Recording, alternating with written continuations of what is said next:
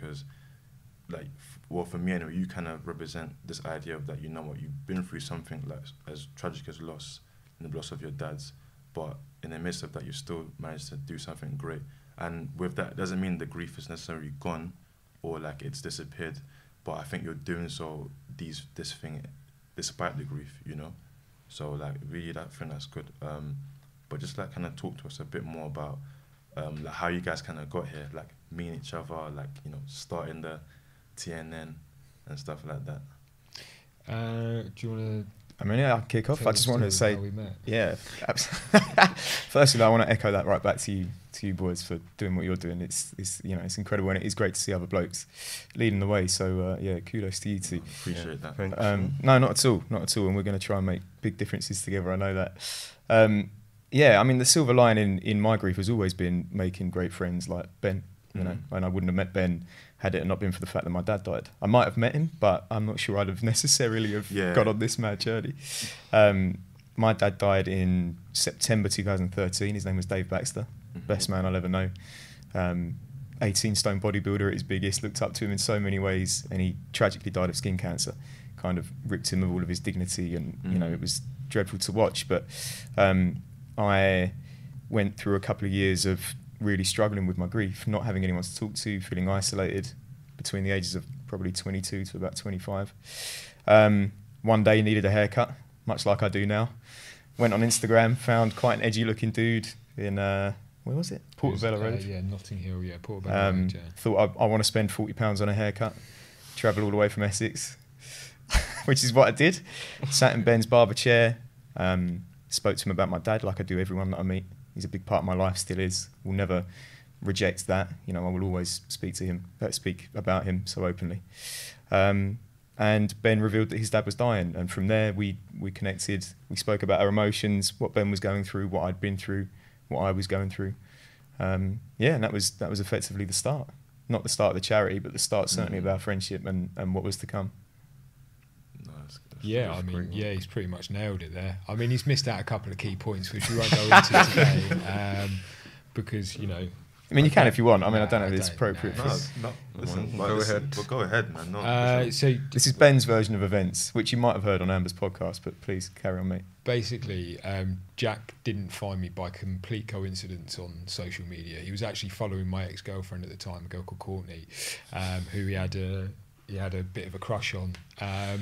And I personally think what happened was that Jack ended up in the shop in the hope that she might be there. So, you know... I can't confirm or deny. I don't know that it's recording appropriate. Maybe after.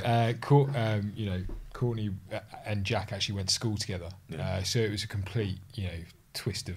Jack would call it fate. I would call it luck. That, you know, she happened to kind of connect the two of us. Yeah, absolutely. No, we are thankful for Courtney. We make jokes about it, but if had it not been for Courtney, this wouldn't be happening. So. Silver lining. Yeah, right. Yeah. You know, you're assuming that the last 5 years with Jack has been nice, which is cool. I'll let you have that. But yeah, no. It's as Jack says. You know, his dad Dave had died. My dad Steve had just been diagnosed with terminal cancer, and we went on a 13-month journey, myself and my family, whilst he was dying. So, yeah, that's pretty much it. I mean, like, I know obviously any sort of death is hard, and because I remember you mentioned like you felt like your dad was just 1 minute this guy, you know, healthy, and then the next minute more of like, I want to tread carefully, more of just like turned sort of ash in the sense that, you know, I'm sure due to the cancer it being like deteriorating and stuff. So like, how was that for you, like having to go through that for the past like 13 months and not only like be there for him but like for your the family as well? 13 months is a long time to watch someone die. You know, from diagnosis. So my dad, and it was quick. From there was nothing wrong with him to him obviously being unwell. So my dad was a builder for the best part of 45 years. You know, used to lay 1,000 bricks a day. Was as tough as they come. And yeah, one day he went to work, picked up a trowel, picked up a brick, and just had no idea what to do with the pair of them. Within 2 weeks, had been diagnosed with a terminal brain tumour, maybe a month. I might be being a bit sharp there, but about a month. And you know, it was hard. It was, you know, there were days when it was really difficult to kind of watch this, you know, same experience that Jack had. You know, Jack's dad being an 18-stone bodybuilder, and I think he was 6 stone when he passed away. Oh yeah, I always say he was smaller than me, so he Yeah. was, you know, and to have witnessed that is tough. Watching someone die is tough. As you can both see, Jack is quite a small fella. Well, I got so- I got the bodybuilder's brain, just sadly not the body. I could tell you how to train in the gym, but I couldn't show you.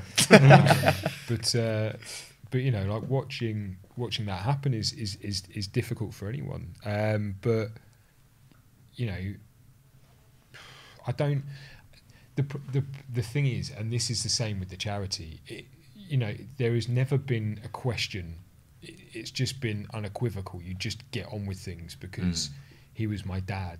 You know, he still is my dad, and I love him, and I'll always love him. So there was never a question of, am I going to stop and think about doing something? I just did it because it was him.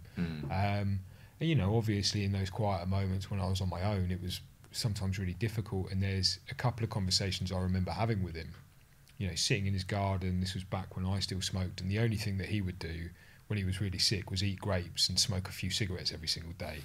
He used to sort of get up from his sort of empty punnets that were just sat around him, sort of go outside and sit about 6 feet away and have a cigarette.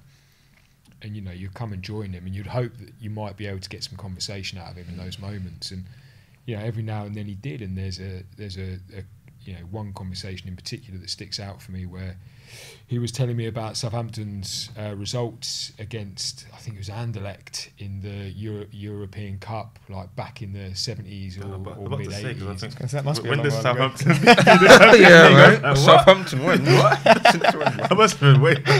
Yeah, like it was obviously a few years ago.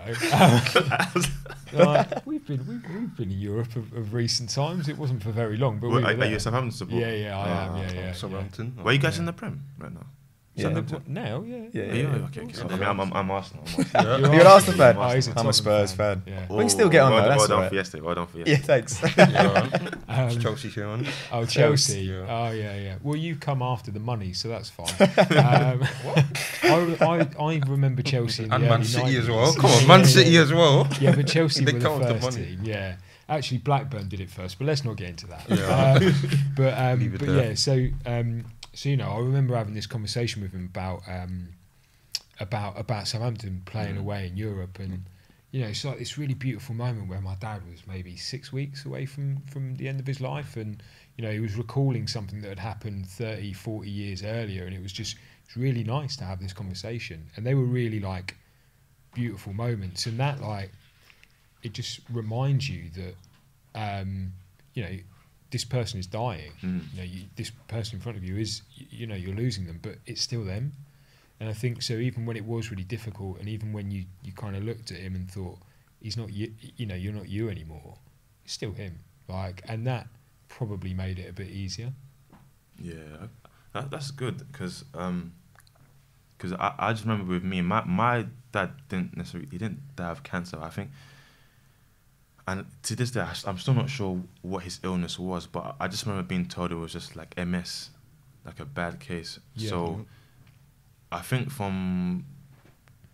so the last time I saw my dad was literally when he was in the mortuary. But before that, I can't really remember the actual last time I saw him like well or stuff like that. But one thing I do remember, like for quite a long time, even before his death, was he was like very ill. So I remember when he was here, he would like be in hospital quite a lot of the time. And I think this was probably about 2000 and I think around 2009 or 10. I think I was like second year uni, and I went to the hospital with my mum, my sister, and like my dad was he just looked like a different person. Like he couldn't even, like, he was looking at me, but I'm just thinking, does he like know who I am? Like, and he can't talk properly. He can't even like walk, like take long strides. He needs the assistance to like literally get from A to B, you know. And at the time, I just thought to myself, like, this is kind of Like, I didn't realize how severe it was at the time. I always kind of thought, you know what, you know, he'll probably get better at some point, and then at that point we can probably start doing what fathers and sons do, like, oh, just make up for lost time. So I never really kind of thought like his situation would be like detrimental, but it was like over time. It wasn't like a case of like he had like a certain amount of time to kind of like live, and I think it was just over time he was deteriorating. So I kind of always had hope that after a while he would get better, and yeah, just kind of like have a relationship, because even prior to him being well, I can't remember even just, I mean, we used to do stuff like watch TV together, football. I guess that counts for something, but I don't remember having any sort of conversations about just like life or anything in general. So I think with his death, it hits different compared to my mum, but with his death, it's almost of a case of I'm not happy that he's dead, of course not, but I think for me it's just the mentality of he's in a better place, because the way he was ill, like, you know, to the point where, like you said before, he's not almost, he's a man, but he's not, I don't know, there's something kind of I won't say emasculating, but something kind of hard watching like someone, you know, just not being able to like look after themselves. Well, this is they become what Jack and I have spoken about for years. They become a shadow of like the person they were, and that's really hard. That's really hard for anyone to see, you know, especially I think for us, like young men growing up with this idea of our dads being these big, strong kind of figures, right? For anyone really, but to kind of see your dad disappear into someone who is unrecognisable to, you know, this kind of ideology that we have in our heads of them, it's really hard. Like, and it's really hard. You know, we certainly bonded in a big way over the dads that we had. They're a very certain sort of dad, which now is quite an outdated version of what a man is. But, you know, growing up in the 90s, having a bricklayer dad, having a bodybuilder dad, these were masculine men. Yeah. You know, and that was what you looked up to, masculine men. And, you know, we know that to be wrong. We're trying to think now that we're the new generation of men, that people will look up to us, our children will look up to us and say, these guys know what they're doing. But, you know, we watched our dads stripped of their manhood. I mean, I certainly did with my dad. He was a proud man, and then he got cancer, and he was having my mum, you know, care for him, take him to the toilet, wash him, bathe him, you know, this sort of thing. And it's hard as a young man to watch that. You know, I think for any young person to lose anyone is fucking hard, but for a young man to lose his dad and to watch that take a hold is difficult, and it does challenge you in many ways, emotionally and physically. And I think together we've found our solace in each other, because we're learning now about the world, and we're learning more about our dads and who they were. But certainly at age 22, I found it very tough to watch my masculine dad stripped of his dignity. You know, and that's tough. Because at that age, because with us, we're all kind of young when we lost our dads. But I can imagine that even at 19 and at 22, it's kind of like, yeah, like you said, isolating. So I know with me, I wasn't. Of course, when you're young, you're gonna make bad decisions. You're gonna make mistakes. That's just kind of normal, you know. But you know, when you kind of go through, as a young person, like bereavement, almost as kind of like a foreign concept, because I know with me, like prior to mum and dad, there was no one I knew. Like bereavement was always like something that was never at my doorstep. I've heard of people like passing away, but it was never literally like immediate family. So when that kind of hits you, there's so many different things. I remember just thinking, like, you know what, how am I gonna get through this? Like, that's it. Like, life is done. I'm not gonna be the same. You know, just all sorts of like negative emotions, but that's the grief, isn't it? That's the grief, isn't it? You know, like, and I remember you saying, like, for you at 22, obviously it was hard for you because your dad was like your superhero, and through that you made like sort of mistakes. But would you say like finding Jack and others who had been through that as well, that kind of helped you not like stay away from making any further mistakes or going towards the sort of like path of like not self-destruction, but kind of, you know, the point of like no return sort of thing, like mentally? I mean, I think, yeah, at age 22, regardless if you've been bereaved, you're going to make mistakes, right? People make mistakes regardless of grief. I think I can absolutely accept that if you're grieving, I mean, I was using it as an excuse for making mistakes. You know, my mistakes weren't necessarily destructive in that there'd have been a point of no return. Yeah. You know, and I hope that we're able to reach people that feel they're perhaps in this space. My mistakes were made mainly through trying to fill the void that my dad had left, trying to fix the broken heart that I had as a result of him dying. I came out of a relationship pretty soon after my dad died, and it was 6 years long, and it just kind of opened up this chasm of loss. People were leaving me, and, you know, I just couldn't get them back, and they were the people I loved most. And so what I started to do was trying to fill that gap, trying to fill that void with other people that were showing me that love and attention that I'd lost from losing my dad. And that's not right. That's not right, you know. And until recently, I was still doing that. I was still trying to fill this space that had been left by such a big man and a big love. You were identifying, wasn't it? And well, that's it. That's a detriment to you because you were identifying as this person who needed to replace their dad. No, but as a young man, you know, I could acknowledge that loss and that space that was left. But yeah, I was able to find my own space to grieve, and with that came friends. So it wasn't a paternal love, it wasn't a romantic love, it was a friendship love, and that was very important for me. You know, I did make mistakes. I think every 22-year-old man will make mistakes. The mistakes I made, I needed my dad to kind of put his arm around me and say, don't worry, mate, this happened. Yeah, exactly. Happened to me. Yeah, it happened to your children probably. It happens to most blokes. It's that reassurance, isn't it? Yeah, and there is nothing more than paternal reassurance for a young man. I miss my dad even now for mistakes I make. Because although I do have Ben and I have other friends, I have my lovely mum who's able to help, great family, no one's my dad. No one can ever give you that advice that a dad can give. But no, Jermaine, to answer your question, mate, I think, yeah, there was every chance, had I not found my space, that I'd have got into a real bad spot. I mean, who knows? I can't say what might have happened. But thankfully for me, I was able to find my grief in a healthy way and share it openly and honestly with friends like Ben. You know, and I think it's helped having kindred spirits. You said it earlier. I think that's a real thing. I think you do find kindred spirits. You two found each other. You know, and I'm sure and I'm certain you two will have helped each other through sticky spots. And had you have not found each other, I mean, who knows? You just can't tell, can you? But yeah, I hope that we're able to reach everyone, and certainly young men. We've spoken very openly about the importance of speaking to guys, because it is isolating. It's very, very isolating as a young man. Do you think as men, this is a question for anyone to answer, so do you think as young men we don't like to open up about like emotions, or, you know, because it's seen as being weak, like, you know? Well, yeah, I mean, do we like it? Probably not. Do we do it? Yes. Do you do it? Yes. Do other guys do it?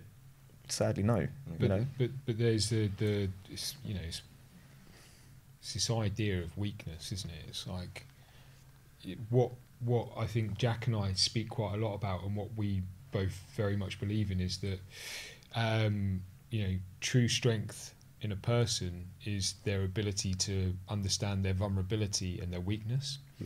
And it's in finding and accepting and acknowledging those things that we can actually evolve to become better people. You know, being a man isn't about being big and strong physically, or it's not about being aggressive. It's not about this kind of concept of masculinity that we've had for, you know, you could argue for millennia, right? Like, how many fucking thousands of years have we been told that the man is a hunter-gatherer and that's how it works? And like, that's effectively what this ideal or ideology of man has been born out of. The reality is that, you know, we now in 2020, we need to evolve because we haven't, and we're not growing with the societal and economical changes. And what's actually happening is, well, what we've seen in this year, you know, specifically, is that actually men are pretty much the root cause of most issues.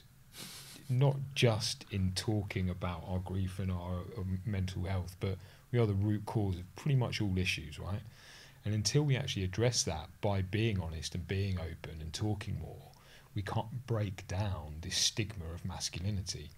So, you know, it's on us, it's on people like us who are willing to have those conversations and are open and are going to sit there and say, actually, this is how I feel. Like, and I want you to know this is how I feel. We've got to teach our friends and we've got to teach our family members that this is the right way forward for all of us as a as humanity to be able to actually progress. Yeah. And we're hoping as well that as four recognisable lads sat in a room talking openly and honestly about our emotions, you know, people will listen, people will see and want to do the same, because it's, Ben mentioned it earlier, it's never been a question of if, or, you know, would you like to speak about your dad on this platform? Would you like to live your life telling people about your dad? It was never a question of would you like, it's just, that's what we're going to do. Yeah. It feels like this is what we've been put in this position now to do. Our dads were such gargantuan men in stature and emotion, and, you know, our hearts are still full of them. There's no question. My life was always going to be spent telling people about my dad, talking about my emotions, how much I miss him. You know, I would suggest that for you three as well, it's exactly the same. And, you know, long may that continue for men to be speaking so openly.